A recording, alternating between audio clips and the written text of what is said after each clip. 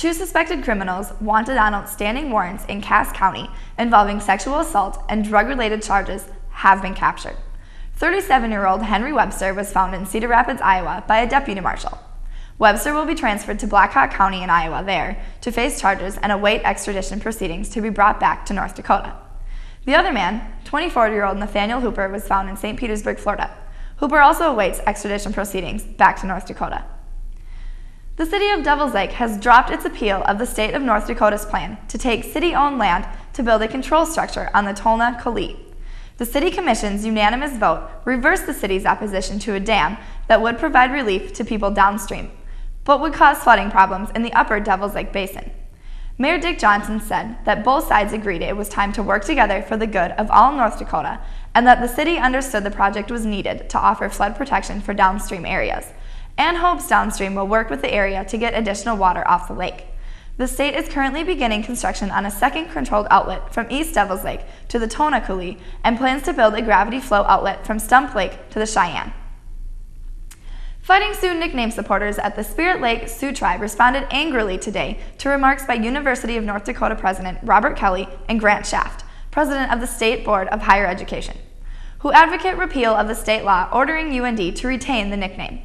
The Company for Understanding and Respect warned UND, the State Board, the NCAA, and the Big Sky Conference to stop acting against the honorable name, and if they don't stop working to retire that name, they should expect consequences far more severe than any sanctions UND claims will exist by keeping the name.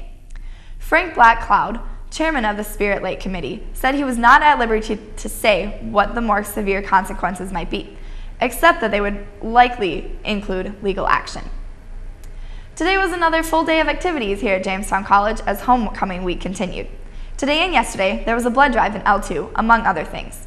There was also a reception for the Science Symposium in L2 and a performance by the group The Water Coolers in Ryland. Tomorrow is a very full day on the Jamestown College campus. Among other things is the Science and Math Symposium, which runs all day tomorrow and features a keynote speaker address by Dr. Kirsten Luther at 5 p.m. Then at 7:30 tomorrow evening is the homecoming concert. Be sure to look for the New Collegian issue on newsstands tomorrow for more news about homecoming and other events.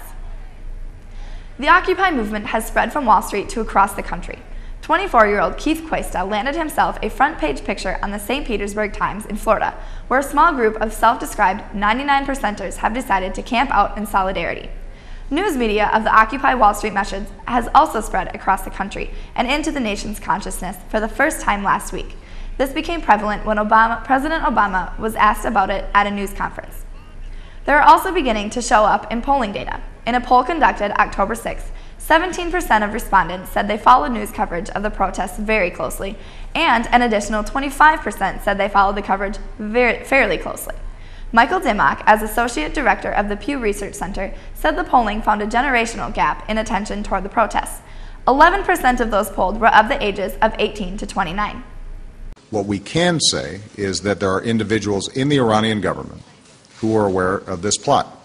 And had it not been for the outstanding intelligence work of our intelligence officials, this plot could have gone forward and resulted not only in the death of the Saudi ambassador, but also innocent civilians here in the United States. The government of Iran escalated its rebuttal of American criminal charges that it was behind a murder conspiracy in Washington. They said the claims were so ludicrous that even politicians and press in the United States were expressing skepticism. Saudi Arabia, however, is deeply suspicious of Iran and suggested that the American accusations are a fact. Britain also said they are taking the accusations very seriously. The charge, announced Tuesday in Washington by Attorney General Eric Holder Jr., asserted officials in the force of the Islamic Revolutionary Guards Corps had conspired to kill Saudi Arabia's ambassador to the United States by hiring assassins from a Mexican drug cartel for $1.5 million. Holder said American investigators believed that high-level officials in the Iranian government were responsible for the plot. It actually seemed like October weather today. It was a little cooler than we've been used to, though. Is the sun in our forecast? Jessica Gulseth can answer that question for us. Jessica? Well, Courtney, this morning we started off with some rain. It was a little cooler, but as the day progressed, it reached about 62 degrees. Tonight, we will yet again see a few showers. It will be mostly cloudy with a low around 41 degrees. Tomorrow is finally Friday, and for those of us on campus this week, that means we can finally stop pulling our hair out, as it's the end of midterms. For celebration, we will have clear skies with a slight breeze and temperatures at about 54 degrees. Saturday, as you head out to enjoy the wonderful homecoming festivities, don't forget to grab your jacket and umbrella. It's going to rain and it won't be very warm. There's a chance of showers throughout the entire day, and we will only see highs in the low 50s. And Sunday, as you're off to church, you shouldn't have to worry about an umbrella this time. It should be dry for most of the day. But as we continue, we may see some showers yet again. Monday will be another rainy day with about a 30% chance of rain in the morning and mid-afternoon, and then a 20% chance as night falls. Our week is winding down, and unfortunately, it still looks a little dreary, but we can make the best of it. Anyone who says sunshine brings happiness has never danced in the rain. So go dance in the rain, Jamestown. That's all for today. Back to you now, Courtney. Thanks, Jessica. The Jamestown men's and women's cross-country teams will be hosting the Jimmy Invitational tomorrow. The meet will be held at the Hillcrest Golf Course here in Jamestown. The Invitational starts at 4 p.m. Football hosts Mayville State University on Saturday for homecoming. The game starts at 1 p.m.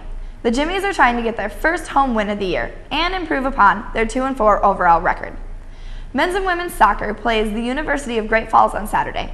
The men are trying to get a win after a disappointing outing on Tuesday when they lost to Concordia. The men and women then play Rocky Mountain College on Sunday. The women are trying to avenge an earlier loss to Rocky Mountain, while the men are trying to again get another win against Rocky Mountain. The women's game starts at 1, and the men begin play on the pitch at 3 p.m. The Jimmy volleyball team is on the road this weekend after sweeping the Dakota Athletic Conference round-robin tournament last weekend. Tomorrow, the Jimmies travel to Spearfish, South Dakota to play Black Hills State University. On Saturday, they play South Dakota Mines and Technology. Last night, the Jimmy women's wrestling team had their black and orange inter-squad duel.